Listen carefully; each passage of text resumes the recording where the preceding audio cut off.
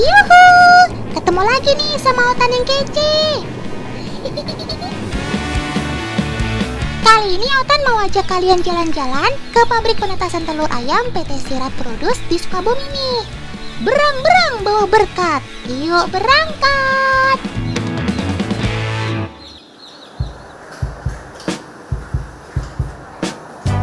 Proses produksi penetasan dimulai dari datangnya telur-telur ayam dari peternakan. Telur-telur datang menggunakan mobil ber-AC dengan temperatur 19-22 derajat Celcius. Suhu tersebut berfungsi untuk menjaga embrio di dalam telur supaya tetap aman dan nyaman, teman. Setelah itu, telur akan masuk ke proses fumigasi. Gunanya untuk mensanitasi telur dari bakteri dan jamur. Jika telur diirami oleh induknya, maka proses ini tidak dibutuhkan, teman. Saat bertelur, induk ayam akan langsung mengeraminya sehingga belum ada bakteri atau jamur yang menempel pada telur. Proses fumigasi biasanya memakan waktu sekitar 20 menit.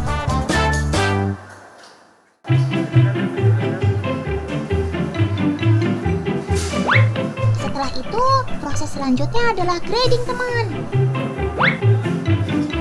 Telur-telur ini akan diseleksi berdasarkan kualitas dan bobotnya. Kualitas telur dicek secara manual oleh tenaga manusia. Begini nih, teman, caranya. Dengan begitu, kita bisa mensortir mana telur yang gak normal, retak, pecah, kotor, ataupun hancur. Sangat dibutuhkan ketelitian pada tahap ini, teman. Karena untuk menjamin kualitas anak ayam nantinya. Duh, kok Otan pusing ya lihatnya.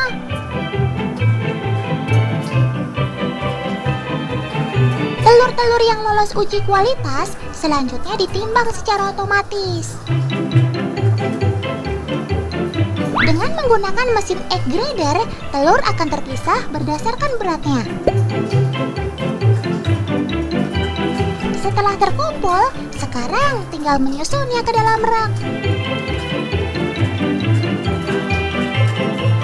Proses penyusunan ini juga sudah menggunakan sistem robot, teman. Cakep.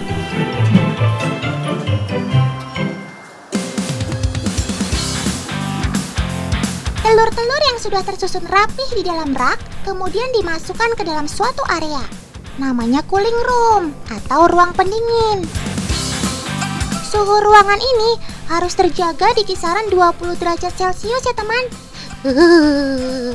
Pantes dingin banget. Pada proses alaminya, telur tidak perlu didinginkan seperti ini, teman. Proses ini bertujuan agar embrio telur tetap terjaga sambil menunggu tahap selanjutnya.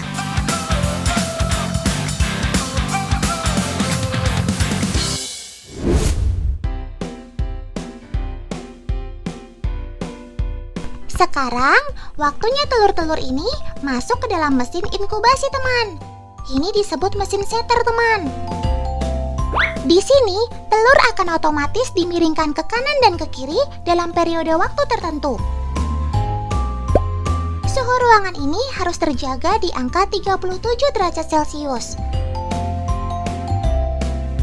Telur akan masuk masa inkubasi selama 18 hari. Dalam proses alamiah, inkubasi adalah proses pengeraman induk terhadap telur-telurnya, teman. Dengan instingnya, induk akan membalik telur-telurnya secara periodik. Duh, Otan gak sabar mau lihat wajah kalian yang lucu-lucu nih, sob.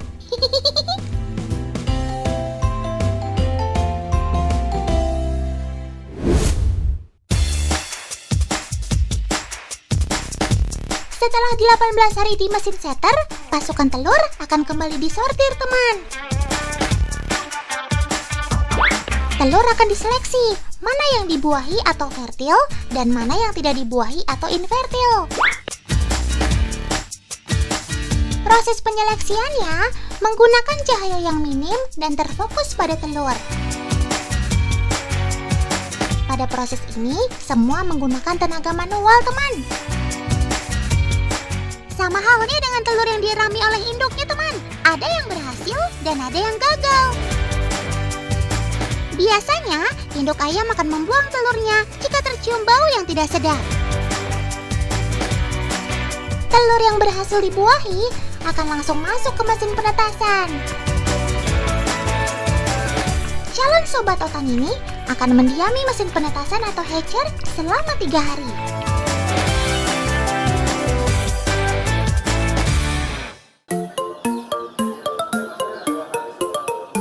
Setelah total 21 hari, waktunya sobat-sobat otan ini keluar untuk melihat dunia. Lihat teman, sobat otan ini sedang berusaha keluar dengan cara mematuk-matuk cangkangnya. Setelah berlubang, ia akan coba mendorong cangkang secara perlahan.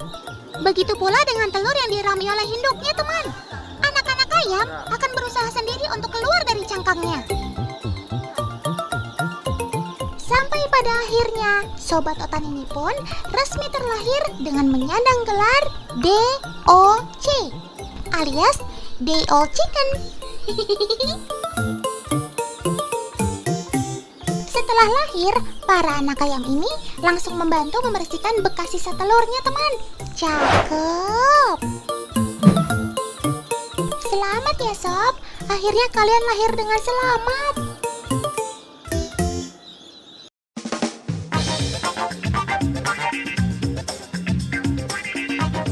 Sekarang masuk sesi seleksi, teman. Ayam yang berkualitas memiliki kriteria badan yang besar, tidak ada cacat ataupun kotor. Selanjutnya, anak ayam dimasukkan ke dalam box untuk divaksin.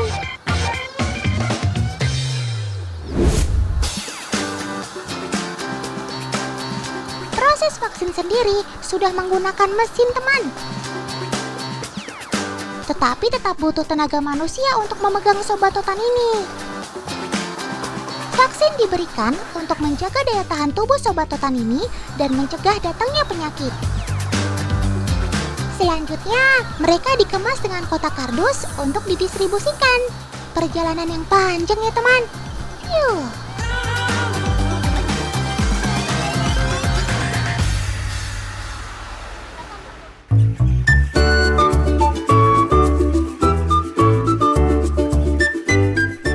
Kita lihat proses penetasan telur. Sekarang kita tengok yuk proses pembesaran ayam ya. Disinilah mereka akan dibesarkan. Mereka dikelompokkan berdasarkan umur. Nah, kalau sobat otan yang ini sudah berumur 17 hari. Pengelolaan kandang yang modern membuat peternakan ini tidak bau, teman. Cakep.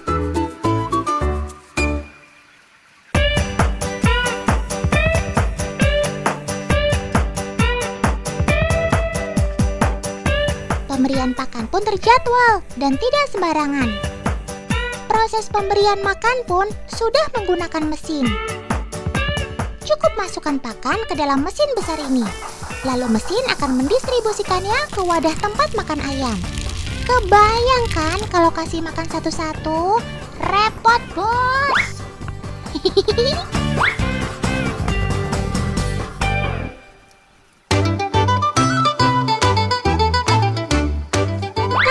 Yang ini, sobat otan yang berumur 22 hari, teman. Ukurannya sudah jauh lebih besar dibandingkan dengan yang tadi, kan? Pada umur 22 hari, ayam sudah siap memasuki masa panen. Proses panennya cepat, dikarenakan dok yang digunakan adalah bibit unggul.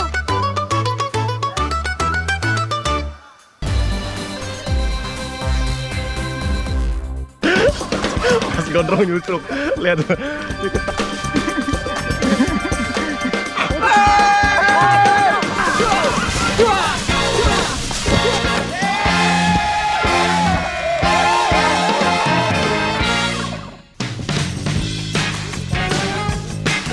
Wah, kayaknya bakal ada perburuan besar nih. Karaka serius mau ikut berburu bareng Mas Gondrong? Gondrong dan yang lainnya.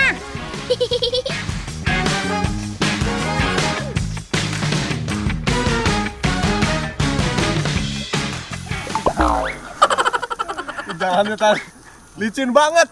Tuh kan, belum apa-apa udah jatuh-jatuhan. Karaka salah kostum nih kayaknya.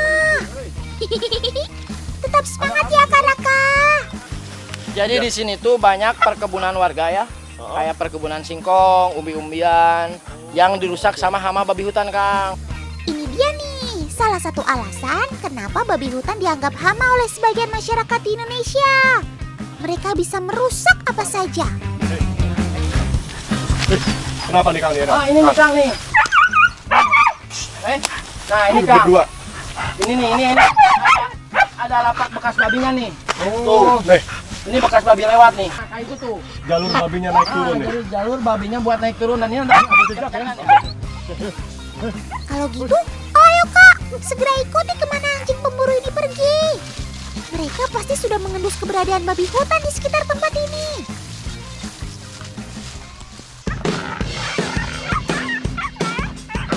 Jalan bareng berdampingan seperti ini jadi salah satu agenda rutin yang harus dilakukan supaya terjalin kedekatan yang maksimal antara pemburu dan anjingnya.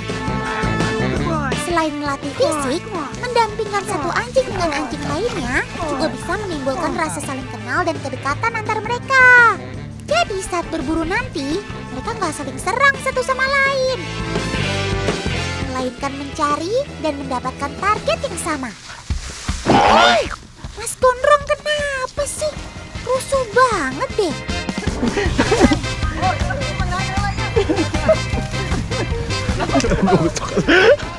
Mas Gondrong nyusuk. Lihat, dia ketarik sama pitbull ya.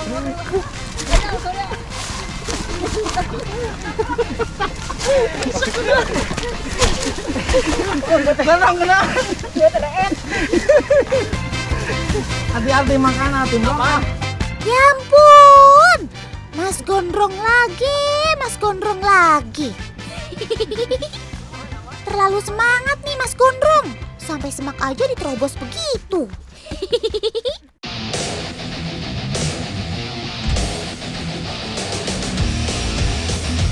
Wih, kalau lihat adegan kayak gini, kece banget deh. Otak jadi pengen ikutan masuk barisan.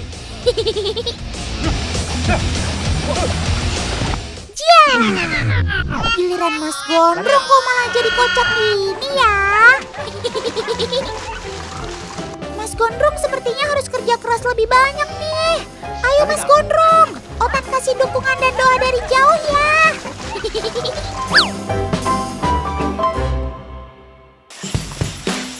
Men, kita sudah ngasupan nih dia. Cocok. Siap. Lepas di sini, Kang. Lepas aja di sini biar dia anjingnya nyari. Ya, coba. Yuk, sok. Insting anjing pemburu nggak bisa dibohongi teman. Sekali mencium jejak target buruan, dia akan langsung merespon dengan gerakan yang mengejutkan.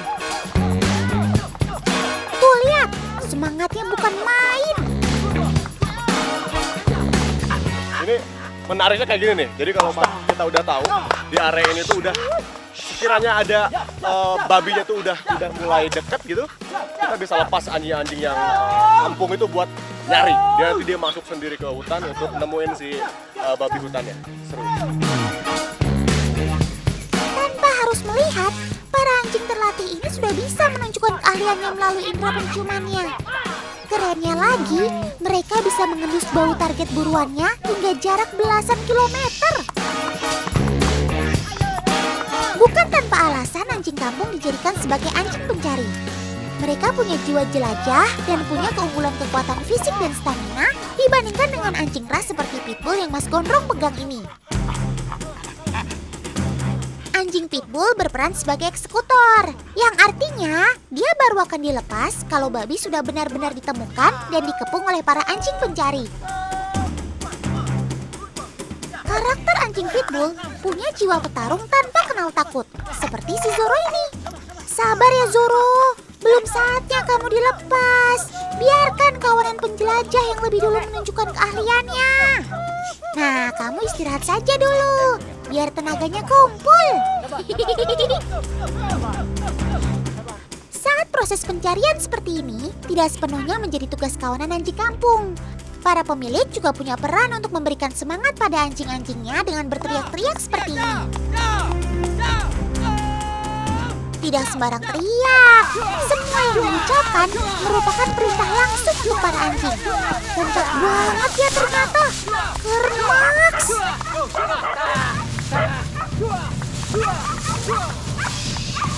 Kalau anjing pitbull sudah dilepas, tandanya pasukan anjing kampung sudah berhasil mengepung babi hutan. Nah kan benar dugaan Otan, babi hutan gak bisa kabur lagi. Sudah terkepung dan makin terpojok.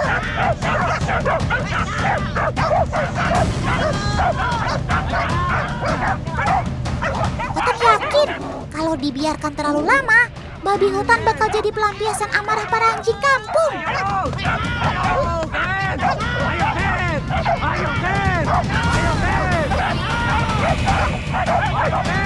Syukurlah, babi hutan berhasil diamankan. Pasukan anjing pemburu juga semuanya selamat. Tidak ada yang terluka parah dan perlu penanganan khusus. Tan, ini yang kita cari-cari dari tadi akhirnya ketemu nih ya. Tapi ini dia masih kondisi hidup. Ya, siap. Oh, ya. Paling nanti dipindahin ke lokasi hutan yang emang udah jadi habitatnya. Nah, itu dia. Iya. Ya. Jadi abis ini kita mau angkat bareng-bareng kita. Babi hutan sebesar ini sih nggak mungkin bisa diangkat sendirian, Kak. Harus rame-rame.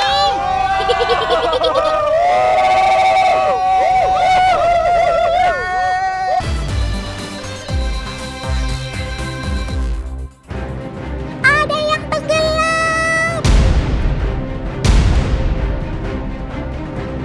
Tolong, tolong.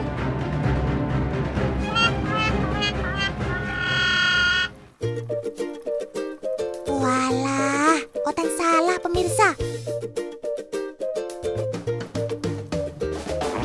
Paman yang tenggelam tadi memang sengaja buat mengecek keberadaan target kita.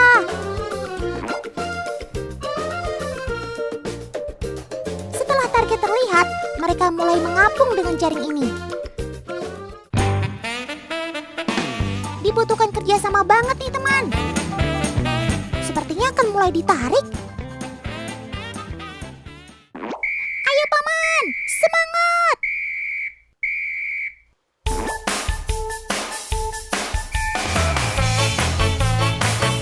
Setiap hari, paman-paman dari Pulau Tahuna Sulawesi Utara ini memang bisa menangkap si ikan putih.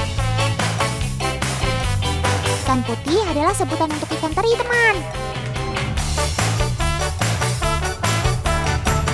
Waduh, banyak sekali ikan terinya.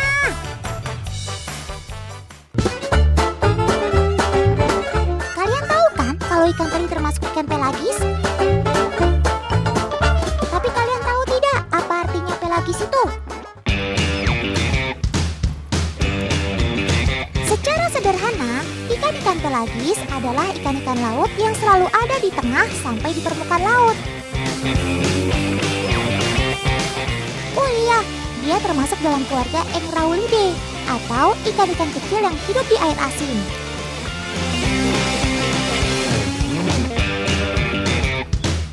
Mereka disebut teri karena ikan ini berukuran mungil atau kecil, tapi gerakannya lincah dan cepat loh teman. Ukuran terbesar ikan teri hanya mencapai 10 cm saja.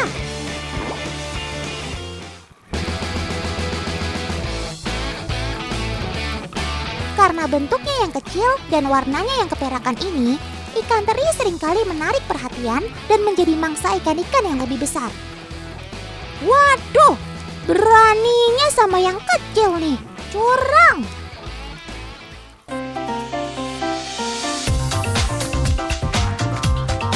Tapi tenang, Sobat Otan ini punya cara jitu untuk menghindari predator.